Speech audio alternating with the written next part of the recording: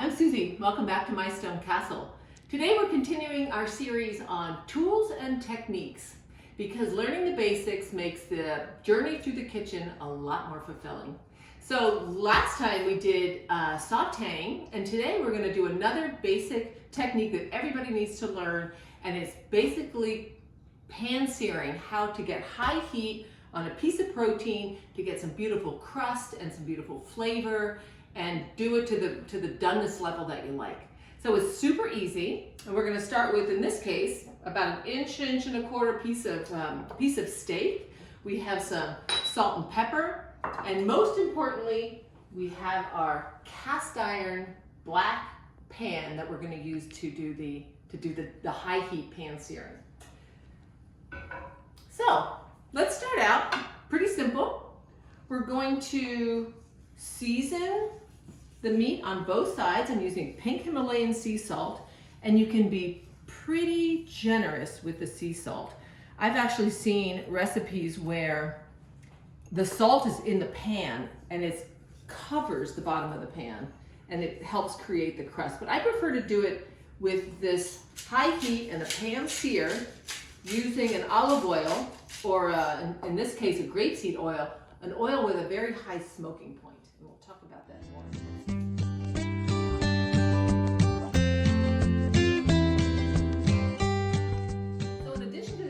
Piece of steak, we're going to have a pan-seared vegetable. In this case, we're going to do some red and some golden peppers, which I'm simply going to cut into long strips, otherwise known as a julienne, and pan fry those quickly alongside of the steak. Not in the same pan, because I want the steak to have as much high heat on its own with nothing to crowd it, nothing to make it sweat. So again, just slice these peppers, super simple. All right, take some of this white out. Good. So I'm going to get those started in another pan with a little bit of, just a little bit of butter and some olive oil.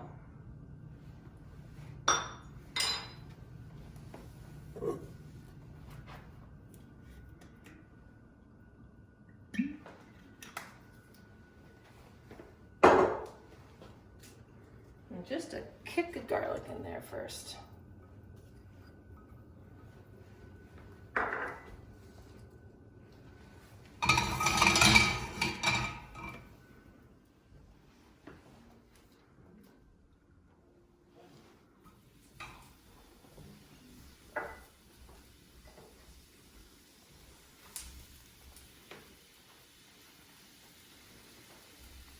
And I think I'm going to put a little bit of a lid on this just to keep the keep some of the moisture in to cook the peppers while we're working on the steak. But I'll keep my eye on that because that could go pretty quickly. Next, I'm going to heat my pan up, and I'm going to let that get good and hot actually before I add the oil. And the reason for that is that I want the oil to sit on top of the pan as opposed to seeping into a porous cast iron pan.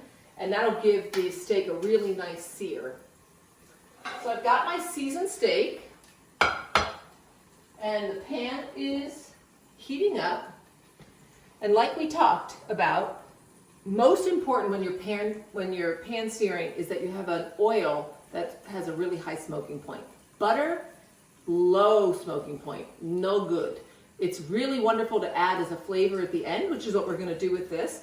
But in the meantime, and to get the pan sear right, we're going to simply use the grapeseed oil. I love peanut oil. Some good olive oils are good too, but the best thing is the higher the smoking point, the better. So this is heating up. We want it to be shimmery, shiny, and popping a little bit. And you can definitely tell when oil has reached its smoking point, and it's just about getting there now. You can also see that my black wrought iron or cast iron pan has got a lot of wear and tear, a lot of steak going on in this thing. But I also use it to pan sear pork chops or chicken or anything that I really want some good high heat on. Now the key here is to let it sit. It's in a really hot pan. My fan is not on so that we can hear ourselves talk, but this will get really, really going. And that's okay. That's exactly what we want. Sometimes in order to keep my kitchen from getting really beat up, I take a little piece of tin foil and I just lay it like a blanket. I lay it really delicately on the top. I don't want to trap the heat. I just want to keep the oil from flying all over my kitchen.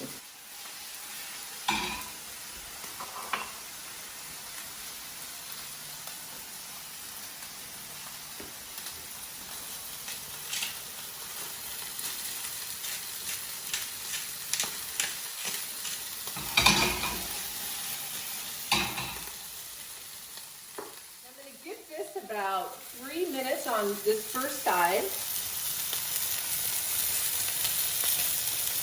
And then I'm going to give it a turn. We can already see that it's starting to get a nice golden or nice, caramelized color on it. Sometimes what I like to do is tuck it up to the edge of the pan so that the fat on the side gets some coloring, and I'll do that in just a second once I give this one a chance to just settle in there for a minute. And again, look at the number of spings and spats all over my stove. So I put my little blanket on there, and my peppers are coming along really nicely. My husband and I love these, and sometimes we add just a little bit of hot pepper on here, just for a little bit of a bite. So now that the steak's been on here for a little bit, I'm going to start to turn it and give it about a minute on each side so that the cooking will be even on both sides of the steak. But I also want to manage the doneness, and this is a pretty thick steak, as you can see, so we'll take some time in this pan, and we'll just keep flipping it every minute or so to get to the desired doneness. Now I'm going to show you a trick. This is a Gordon Ramsay hack, and I learned it on one of his videos, which is great. So testing meat for doneness is all about how it feels. So he says rare feels like your thumb, medium feels like your wrist, and well done feels like your forearm. You have to play with that, but that's sort of a Gordon Ramsay go-to. But I sort of do it by time and by color based on the thickness of the steak. So give our peppers a little bit of a turn, and see how they've caramelized nicely. And I lost one down the stove. But we love that nice color on there. Cover them back up with my tin foil. Perfect accompaniment to a steak. So this is a trick I learned from Gordon Ramsay, and it has served me well. It's delicious. So what I do to flavor my steak a little bit is I just take some whole cloves of garlic, and I just smash them with my hand. I don't even have to peel them. And I toss them right in the pan. And then I just let them cook around in there while the steak is going. And then what's really important to do is let this get to the right level of doneness.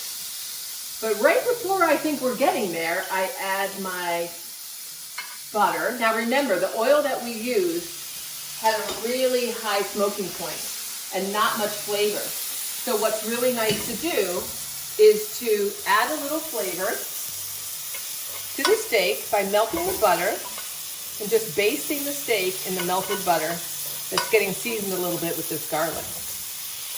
The other thing I love to do is to take a little bit of fresh thyme, pop the thyme in there, and let this just season away, basting the steak with it. Nothing's better than that. Now what's really important is when it gets to the desired level of doneness, that you take it out and you let it rest for a minute. And this is the point where I let this garlic brown up a little, infuse the butter with some thyme, and turn the heat down just so that mellows there. And then cut right in there. Done perfectly. And that is the beginning of a gorgeous little dinner.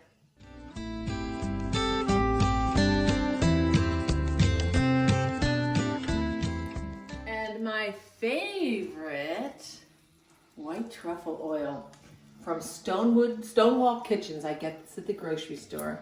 And it's one of my favorite items of the month. So I drizzle that on my steak, and it is a phenomenal meal.